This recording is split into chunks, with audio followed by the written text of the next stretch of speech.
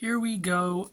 Mikel Merino to Arsenal is a done deal. Finally, after a month of waiting, it is official. He will be an Arsenal player. Probably won't feature against Villa, but hopefully he'll be ready for the Brighton game. Who knows? But really, we just got to talk a bit about the signing, what it means for Arsenal going forward. And, there's kind of two sides that I've really seen. Some people are saying, it's the greatest signing of the summer, whatever. And some people are saying that's a bit underwhelming.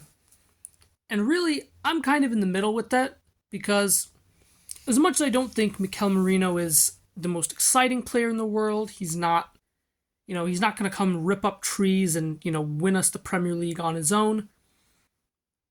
I do think the idea that he's a underwhelming signing, in quotes, is a little bit of like, I don't know, it just feels a little bit not right. Because ultimately, when you look at Mikel Merino as a player, yes, he's not the best midfielder in the world. But what he does is he really facilitates the rest of our midfield three. And I think he completes it really, really well. Because Merino he's a fantastic box-to-box midfielder. He offers a goal threat. He is the best dueler in all of Europe. He won more duels than any player in Europe's top 5 leagues last season. So, obviously we know how much Arteta loves his duels. And I think, adding Merino in is going to help us at set pieces.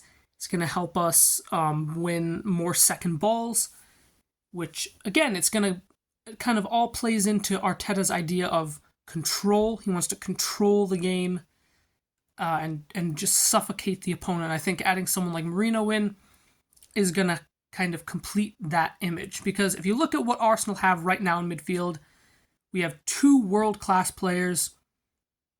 We have the second best defensive midfielder in the world right now, in my opinion, in Declan Rice. And we have the best attacking midfielder in the world right now in Martin Odegaard.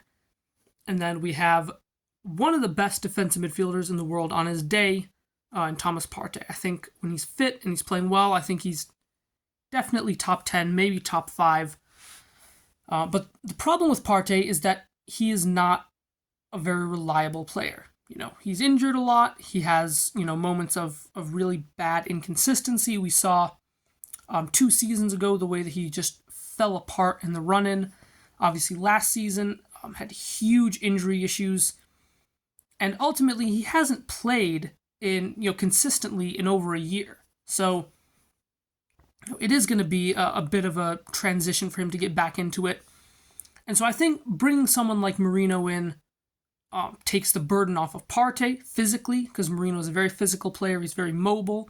He's good at getting around the pitch. Again, box to box, he's kind of an all phases sort of player. He helps in build up. He's effective in the final third. He's good off the ball. So there's really nothing that he can't do to a pretty decent level. He's got goals in his game. We saw the goal he scored against Germany in the quarterfinals.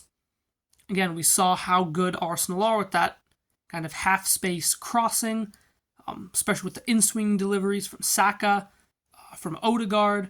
We've seen Martinelli put in a couple good crosses. So again, someone like Merino making those kind of late runs into the penalty area could be really, really effective.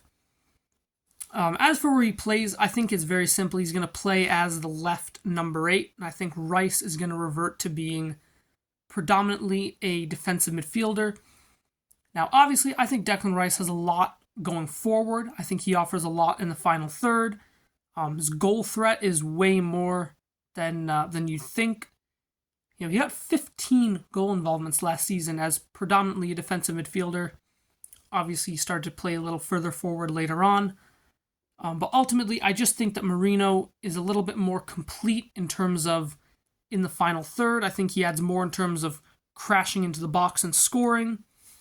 In terms of facilitating play, I think Martinelli especially is going to really benefit from what Merino brings.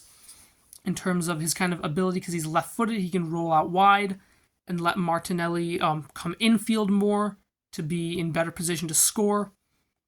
So overall, I can't really complain about the deal. It's £30 million, not a ton of money. Yes, it's not the most exciting signing ever, but overall, I don't think we have too much to complain about as Arsenal fans.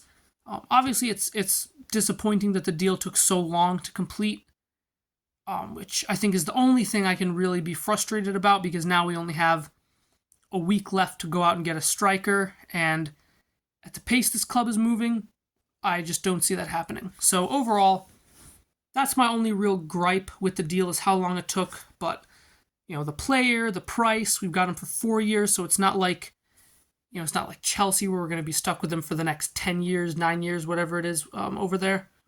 So decent deal. I'm happy about it, and yeah, I think it's okay. It's okay, and I don't think that we should be throwing too many tantrums as Arsenal fans. So yeah, there'll be no match reaction, unfortunately, for the Villa game because I'm moving to college, so I'll be very, very busy. So no match reaction for Villa, probably no match reaction for Brighton as well. So you won't hear much from me until probably the end of the month. But then obviously we'll be back for Tottenham and Man City. And so, yeah, I'll see you guys then. Other content maybe sprinkled in here and there, but yeah, I'll see you all in a bit.